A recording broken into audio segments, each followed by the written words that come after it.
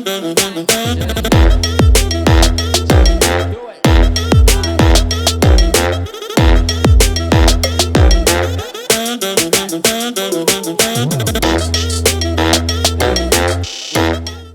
que está ligado e ligada nesse evento maravilhoso, Eu na Facu, realizado pela Transformação Digital em parceria com as maiores faculdades de direito desse país, chegou a hora da verdade. Por onde começar com pouco dinheiro? Como continuar pagando os estudos? Para falar sobre organização financeira durante a faculdade, vamos conversar agora com a Nina Silva, CEO do movimento Black Money. Nina, tudo bem, Nina? Você está bem? Pandemia, frio em São Paulo, novidades. Conta para todo mundo quem é você, o que é que você faz e como surgiu também a ideia do movimento Black Money. Bom, Monique, parabéns pela sua trajetória. Eu quero dizer que estou muito feliz aqui em compartilhar esse bate-papo contigo. Um beijo a todas as pessoas aí da TD. Obrigada por esse convite. E falar aí, né, da galera, eu na Facu. Olha, eu vou dizer para vocês que eu entrei na faculdade, eu fiz vestibular 2000. Era esse o slogan do vestibular. E eu saí da faculdade em 2004, então aquela sensação de 16 anos depois, e aí, o que eu tenho para falar e compartilhar para essa galera? Espero poder aí fazer bastante troca, e também quem quiser me seguir no LinkedIn, no Instagram, também do Movimento Black Money, a gente tem várias dicas de finanças, de organização de carreira, ou quem quer empreender. Então, segue a gente lá que a gente pode fazer aí uma continuidade desse papo. Falar como surgiu o movimento Black Money, né? A gente escuta assim, Black Money, o que é Black Money? Bom, resumindo, é fazer a galera preta girar e gerar dinheiro dentro da própria comunidade. Não é algo novo, gente preta faz isso desde sempre, e não somente gente preta que faz isso. Nós temos outros grupos, mundialmente falando, que estiveram em situações de marginalização histórica e que fizeram e fazem até hoje um apoio intracomunidade para poder chegar num lugar de liberdade, de autonomia e até mesmo de concorrência, né, em todos os espaços. Então, se a gente for ver, a comunidade asiática faz um trabalho de fortalecimento intracomunitário. Uma pessoa da comunidade asiática, quando ela vai comer em São Paulo, ela vai na Liberdade. Quando ela vai comer nos Estados Unidos, ela vai em Sorro, ela vai em Chinatown. Por quê? Porque ela sabe que ali ela vai fomentar, né, os empreendimentos, os negócios que estão atrelados à sua cultura, ao seu povo. A mesma coisa os judeus, que sofreram o Holocausto e só conseguiram hoje ditar poder no mundo por conta desse fortalecimento dentro da própria comunidade. Judeu é judeu em qualquer lugar do mundo, independente de qual país que nasce. E o movimento Black Money traz essa vertente de nós nos identificarmos enquanto um povo preto, um único povo, dentro da diáspora ou do continente africano, que nascemos com um histórico, um legado maravilhoso, ancestral, e com uma potência muito grande que só precisa de nós por nós para podermos chegar nos espaços que nós precisamos. Então, o movimento Black Money fala, sim, de capital, fala de dinheiros, porque precisamos, sim, falar de dinheiros, mas falamos de outras formas de capital, né? O capital intelectual, o capital social, que são as nossas redes, todo o conteúdo que a gente pode absorver e compartilhar com outras pessoas, o capital intelectual que vocês aí na Facu começam a poder trazer de uma maneira até mesmo num outro nível, né? Porque se a gente for olhar a quantidade de pessoas da população brasileira que adentram a graduação, é um percentual ínfimo. Então, esse lugar privilegiado é um lugar que tem que ser de trocas constantes e de crescimento. E por que não a gente se organizar durante esse período para que a gente passe por esse período de uma maneira muito mais equilibrada, muito mais tranquila do que normalmente o normal, né, a vida normal nos coloca.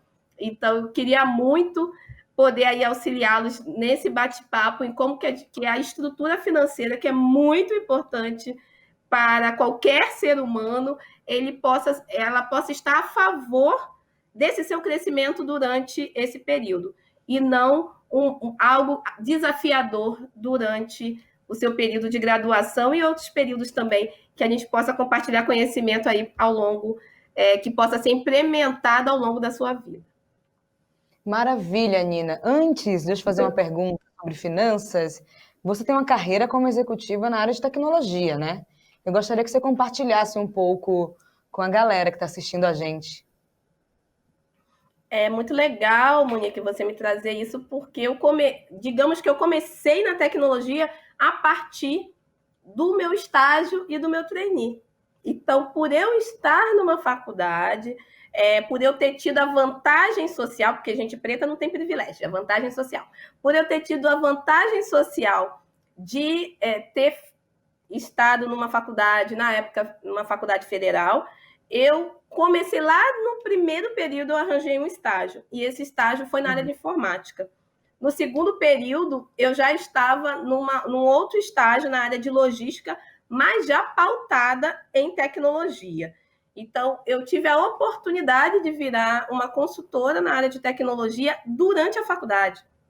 E aí eu tinha os desafios que todo mundo enfrenta de TCC.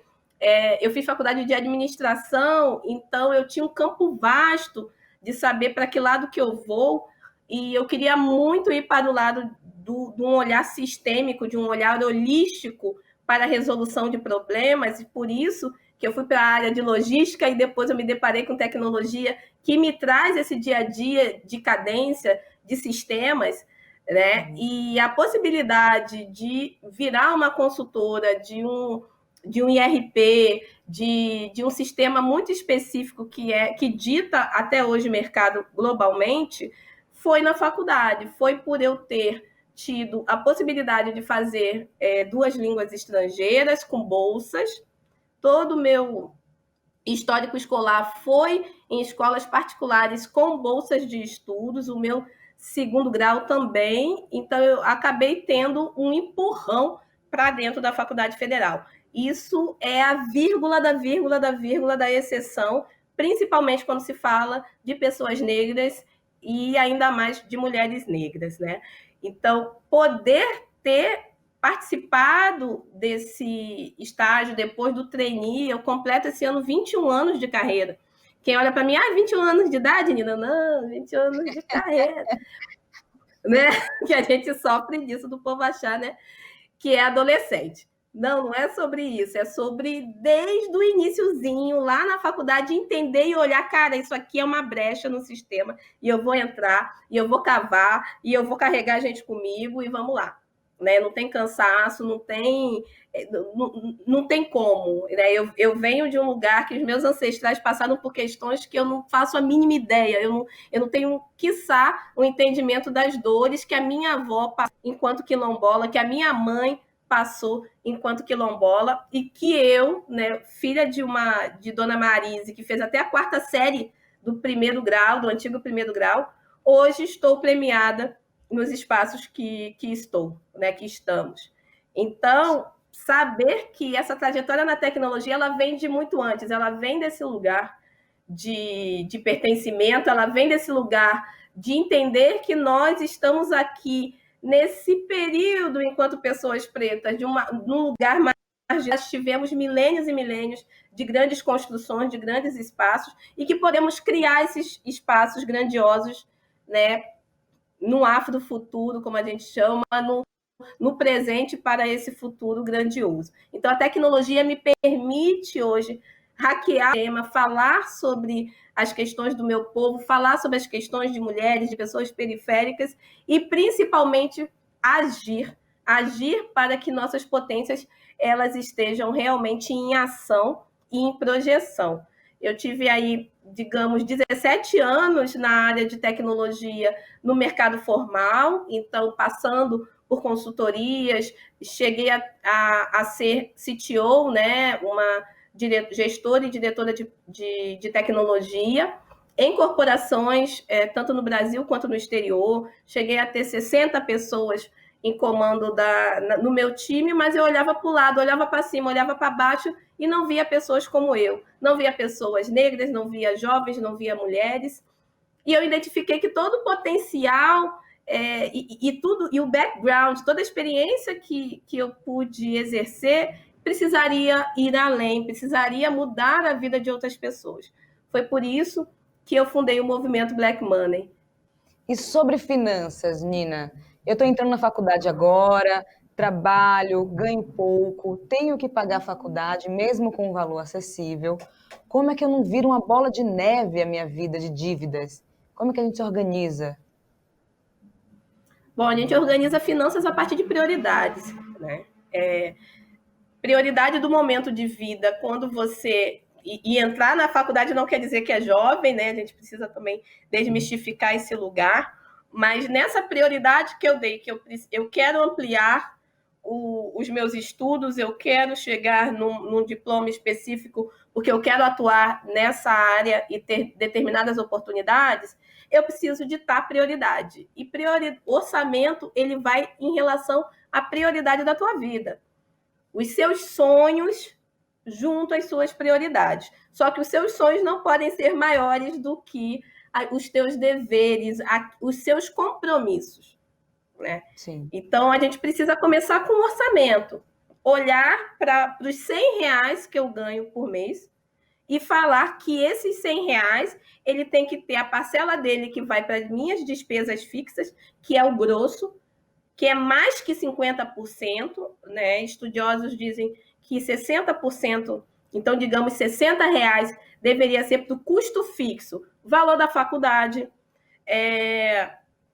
alguma parcela que você esteja pagando de alguma conta específica, o aluguel, mais a conta de luz, mais a conta de água, aquilo que você não pode ficar devendo, que é o custo e que você tem noção que é o teu custo mensal. Então, 60%, né, que dizem que é o essencial. Então, pense, mais da metade da minha grana tem que estar resguardada para o meu custo fixo.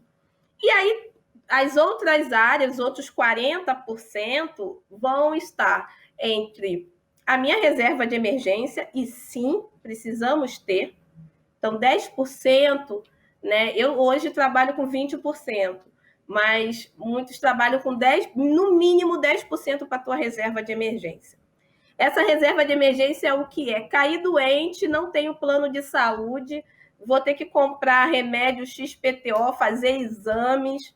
Essa reserva de emergência, eu vou para um emprego, eu vou para entrevista de emprego, preciso comprar a roupa que minimamente eu esteja ali apresentável, ou pifou o meu computador e hoje minhas aulas são todas online. É do dinheiro da reserva de emergência que eu vou consertar o meu notebook. Então, é necessário, é prioridade. Aliás, nem é prioridade, é obrigatório você ter uma reserva de emergência. E essa reserva de emergência, ela precisa estar num lugar de fácil captura, poder captar. Então, a gente fala, hoje em dia, é algo que a gente pode explorar daqui a pouco, sobre poupança, né? Que a poupança está morta lá, estribuchada, por causa das taxas de juros que estão baixas, então não tem por que colocar essa grana na poupança. Verdade. A grana que você tem para para além da emergência, que é o teu investimento, que é aquele descanso, que é aquele pensando no futuro, isso não tem que estar na poupança. Pode estar em outra renda fixa, pode estar em renda variável, dependendo do teu perfil de investidor e investidora. Mas o que é emergência tem que estar na tua mão facilmente. E a poupança ainda é esse lugar de fácil acesso, se eu preciso tirar um dinheiro daqui e botar ali. Tá? Então, pelo menos de 10%, aí a gente já falou aí de 70% da grana. Outros 10% é para a gente falar de um plano a médio prazo. Porque a gente não vive só do rolê do final de semana, né, Monique? A gente não vive só da lama que a gente vai se enfiar no final de semana. A gente vive também dos nossos objetivos a médio prazo. E aí eu estou na faculdade, a médio prazo, eu quero estudar espanhol. Então, já vou guardando um dinheirinho, porque eu preciso começar o curso de espanhol. E aí a gente pensa nesse médio prazo a 10%. E outros 10% a longo prazo, aposentadoria. Você que está aí muito, muito gatinha nos 16, 18, 20, o dia vai chegar para todo mundo. E cada vez mais a gente não tem. Se a gente for olhar para as relações trabalhistas de hoje, estão completamente diferentes de quando eu estava na faculdade. Quando eu estava na faculdade, eu achava que eu ia me aposentar e ter os negócios do dinheirinho da aposentadoria. Hoje em dia, eu já sei que eu não vou me aposentar. Né? Mudou, o jogo virou. E sabe lá, daqui a 20, 30 anos, como que será o jogo. Então, tenha 10% pensando na aposentadoria. E essa aposentadoria também serve de você pensar um dia se você ficar inválido, inválida. Se você não puder mais trabalhar isso, virá para a sua subsistência. Então, fazer um plano de previdência também é para esse lugar, né, de se resguardar caso alguma fatalidade aconteça. E os últimos 10% é o momento que nossa galera esperava, que é o gasto do whatever, né? Do foda-se, desculpa a expressão. É o gasto do cara. Eu gostei tanto daquela roupinha, poxa, minha unha, quero fazer da acrigel, tal. Poxa, não, mas aquela trança descoladona que eu não sei fazer, que eu quero fazer com fulana, esse 10% vai para esse lugar. Então, entendam que a vida é feita de prioridades. E quem está na faculdade, ou quem almeja entrar na faculdade, tem um sonho de vida. Ninguém faz faculdade porque acha maneiro. Né? Ninguém faz por conta disso. Faz faculdade porque eu estou pensando em algo além. Faz faculdade porque eu sei que o meu crescimento profissional, pessoal, para a grana, ou até mesmo como um sonho da minha família, ser a primeira pessoa da minha família a entrar na faculdade, a pessoa faz faculdade para isso. Então, se organize e esteja na faculdade de uma maneira organizada. E finanças vai trazer esse alívio de você não ficar pensando como que eu vou pagar a mensalidade do mês seguinte, pensando como que a faculdade vai trazer um benefício para mim e não um malefício, dores. Nós já temos dores demais no dia a dia. Por que eu vou trazer isso como algo que vai me prejudicar no caminho e não me potencializar? E tem uma coisa também que muita gente começa a vender brigadeiro, coxinha, começa a jornada empreendedora para ganhar uma renda extra mesmo, como complemento. Só que não sabe muito bem como começar, né? Os primeiros passos para empreender nesse território da faculdade. Compartilhe algumas dicas para quem já está fazendo isso ou quem quer começar. Bom, quem é empreendedor nato, empreendedora nata, que é aquela pessoa que vê as oportunidades aonde está. Então, no ambiente da faculdade não seria diferente. Eu vejo que, poxa, todo dia eu trago a minha quentinha para a faculdade, porque né, eu vou economizar no dinheirinho de comer fora. E aí, meu colega, minha colega, poxa, essa comida aí tá bonita, hein? Isso aí tá cheirando bem, né? E você vislumbra ali que há uma possibilidade de, poxa, eu vou vender também a minha comidinha para a galera. Eu estou dando esse exemplo porque é o exemplo de vida do meu sócio, Alan Soares. Enquanto ele fazia faculdade, a mãe dele fazia marmita para ele, lá no Meier, no Rio de Janeiro. E aí o Alanzinho, na época, hoje trader de mercado, né? Não é à toa que ele tem uma assessoria para investimentos, ele olhou aquilo e falou, bom, a galera gosta da comida da minha mãe, vou vender a comida da minha mãe. E ele começou a vender a comida da mãe dele. E tinha dia que a comida acabava. O que ele fazia? A quentinha dele ele vendia e deixava de comer. Então, isso é um espírito empreendedor, que não necessariamente precisa você ter o seu negócio. O empreendedor ele vai agir dentro das empresas e fora dele, e por que não dentro da faculdade?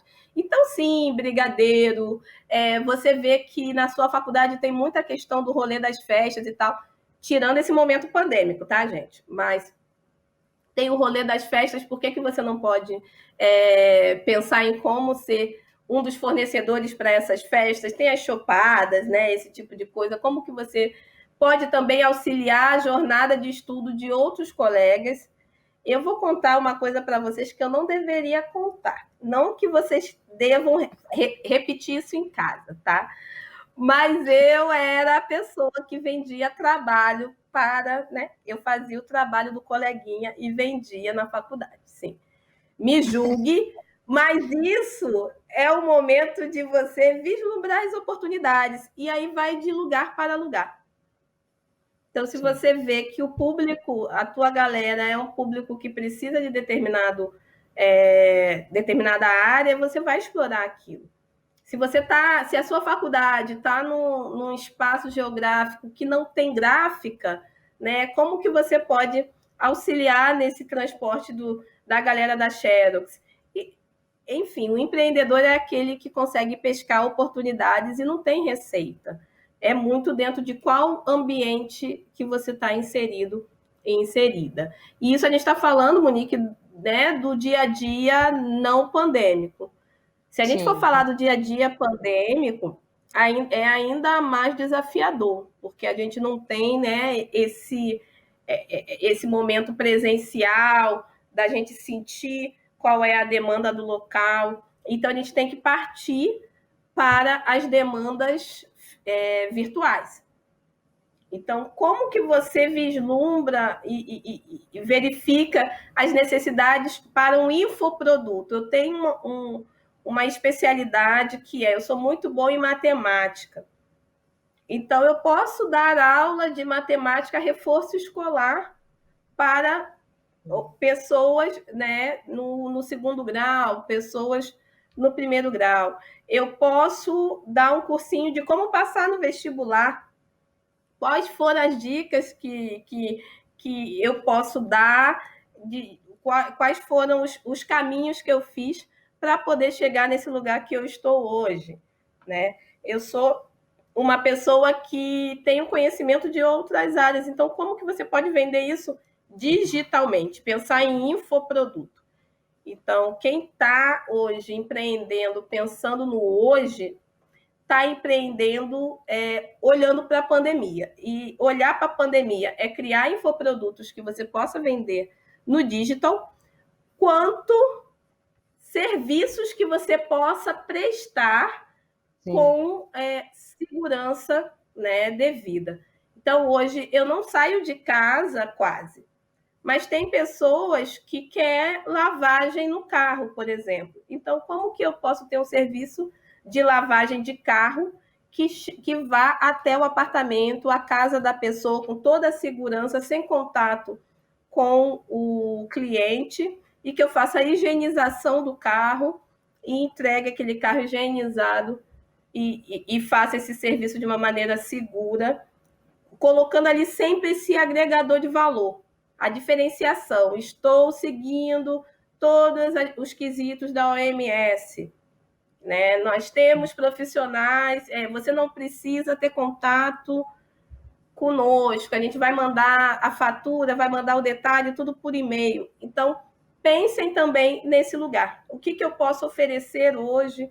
Professora particular, online, você pode, todas as coisas que eu posso fazer vai ser aqui no virtual, ou serviços de delivery que estejam completamente dentro, né, de uma norma de higienização e que traga segurança para o cliente final. Então, tem muita coisa que pode ser feita e o digital, ele hoje nos auxilia para que o empreendedorismo ele possa alcançar um número maior de pessoas. Mas tem muita gente que tem vergonha, não? De vender, de colocar cara. Como é que a gente rompe com essa barreira do medo, da vergonha de se mostrar? Sim, a vergonha a gente tem para trabalhar, né? A vergonha para postar foto bonita ninguém tem. Isso, a gente tem que começar a ver esses lugares em relação à prioridade. Então, se eu Exato. quero demonstrar lifestyle hoje é profissão para as influenciadoras. Sim. Né? A influenciadora ganha com lifestyle. A publi que eu faço, ela não é de lifestyle, ela é de autoridade, é diferente. Mas a publi as meninas de maquiagem, ou que viaja pelo mundo, né? Essas são de lifestyle. As pessoas querem saber o que elas fazem no dia a dia. Então, esse conteúdo online, a gente muitas das vezes coloca a nossa vida ali e não pode ganhar dinheiro com isso. Por que não? Ou para o que é nosso negócio, a gente tem vergonha de vender, de falar, mas a gente vendemos o tempo todo uma imagem que as pessoas querem comprar. Sim. Só que a gente não monetiza isso.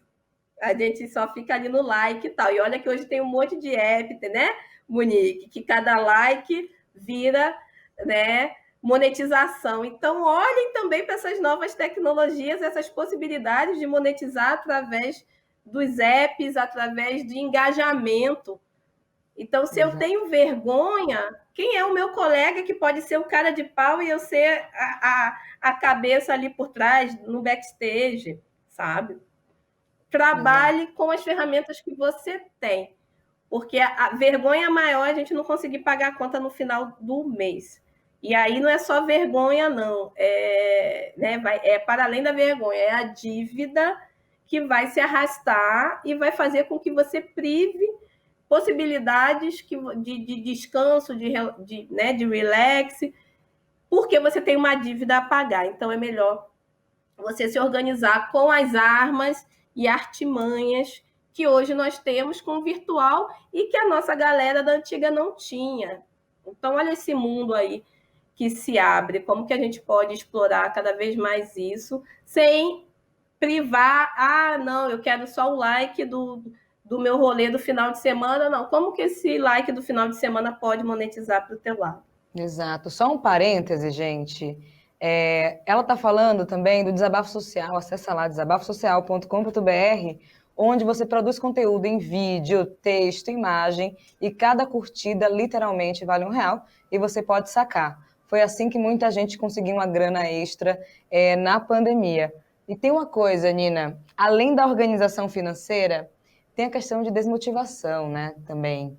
Os desafios, o racismo. Como é que a gente não paralisa e não desiste do nosso ensino superior por conta disso?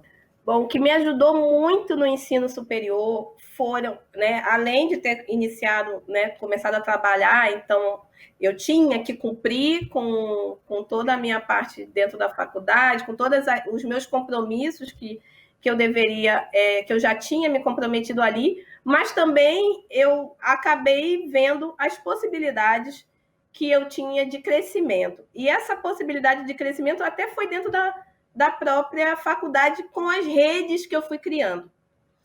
Então, esse é o momento de você se conectar com pessoas que têm o mesmo interesse que o teu. A galera que está estudando as mesmas áreas, então que muitas vezes sonhou com as mesmas coisas. Você pode encontrar o seu sócio, a sua sócia, dentro de sala de aula. Né? Então, essa motivação, ela se dará a partir do porquê que você colocou aquele desafio na sua vida, qual o resultado que você está vendo, e esse resultado não é para hoje, esse resultado é a médio e longo prazo, e o que você pode ir tendo de resultado ao longo dessa trajetória. E só as redes de apoio vão poder te alavancar e estar contigo nisso. Então, eu fui desde diretora de centro acadêmico, eu era aquela que estava dentro do DCA, todo mundo fumando maconha e eu a única ali. Galera, vamos centrar aqui na pauta do dia, sabe? Porque eu tinha um objetivo que ainda de levantar propósitos para estudantes dentro lá do DCA. Eu fui diretora de empresa júnior durante a faculdade, e isso com uma carreira paralela em tecnologia. Eu fui monitora de disciplina que eu já havia dado dentro da área de sistemas de computação, porque foi a área que eu comecei a me especializar ainda durante a faculdade, porque minha faculdade era de administração. Eu precisava começar com sistemas para poder estar ali em pé de competição na minha área. Então, dá tempo e tem como você se motivar com o trabalho. O que não dá é querer se motivar sentado no sofá, só cumprindo com o dia a dia das apostilas que eu tenho naquele dia, com os trabalhinhos que eu tenho para entregar, e não trazendo mais conteúdo e projetos e possibilidades de você sair, a faculdade ter sido um meio para tudo que você pode realizar. Então, eu digo que a faculdade, para mim, hoje, eu postei essa semana, eu estou como influenciadora LinkedIn, né, que pouquíssimas pessoas no Brasil são. E aí, quando eu recebi esse selo, uma amiga minha de faculdade me respondeu. E eu lembro que eu tinha a média 9,3. Eu sou essa pessoa bem competitiva, tá? E é uma forma, na minha pessoa, de motivação. Outras pessoas não, mas na minha pessoa, eu era 9,3, ela era 9,27. E a gente ficava ali, ó, quem tinha o CR maior. Loucas. Só pode ser gente louca que tem mais de 9 de CR de faculdade, a gente maluca. E ela me respondeu no meu post, eu fiquei tão emocionada, porque é uma pessoa que eu respeito, sempre respeitei, e foi uma amiga que me apoiou e me motivou muito, que a gente fez muito trabalho junto, muita coisa junto na faculdade, e ela botou lá, eu sempre soube que você seria essa pessoa. Por quê? Porque a faculdade é um dos meios, faz parte do caminho, mas a trajetória é muito maior. Mas use esse trecho do caminho para você acelerar o processo. Use esse trecho do caminho para você ter história para contar. Use esse trecho do caminho para não ser quebra-mola, e sim escada rolante para você chegar aonde você queira chegar. Então, aproveitem esse momento da faculdade, porque é o momento dos laços que podem, né, ser laços aí posteriores para outros objetivos na vida de vocês. Então é isso, Nina. Muito obrigada por essa conversa. Tenho certeza que a galera está adorando, mas teremos que terminar. Então, suas últimas palavras e um tchau para todo mundo. Eu agradeço. Sigam Nina Silva perfil no Twitter, no Instagram, no LinkedIn. Sigam também o Movimento Black Money. Nós somos um hub de inovação para a potência e autonomia da comunidade negra no Brasil, com interconexões por toda a África, diáspora e África, virou de África. E a possibilidade, né, desse diálogo, ele é um diálogo, ele vem de diferentes lugares, ele é né, multicanal. Então, utilizem seus canais de uma maneira potente, se conecte com a Muniquevelli, se conecte com as 500 empresas que a Muniquevelli possui, se conecte com todas as possibilidades que vocês têm de trazer conteúdos positivos. Não ache que vai virar palestrante ou conteudista do dia para a noite, que isso está chato a beça. Também não utilizem as redes, né, de uma forma apenas para multiplicar ou dar repost do que alguém fala, né? Tente fazer esse juízo de valor em cima das coisas que chegam nas vidas de vocês e utilize esse momento da faculdade de uma maneira gostosa. Finanças, e as dicas que foram dadas aqui são dicas para a vida inteira.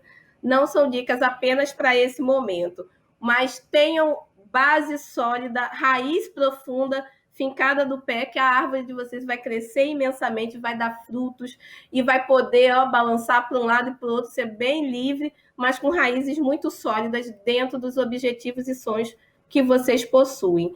E a gente está aqui para cada vez mais auxiliar nesse processo. Obrigada pelo convite, equipe TD, eu na Facu, Muniquevelli e todas as pessoas conectadas. Até uma próxima oportunidade. É isso, gente. Nina Silva deu um recado, prioridades, orçamento, estudos, motivação e muito trabalho. É isso que a gente espera de você.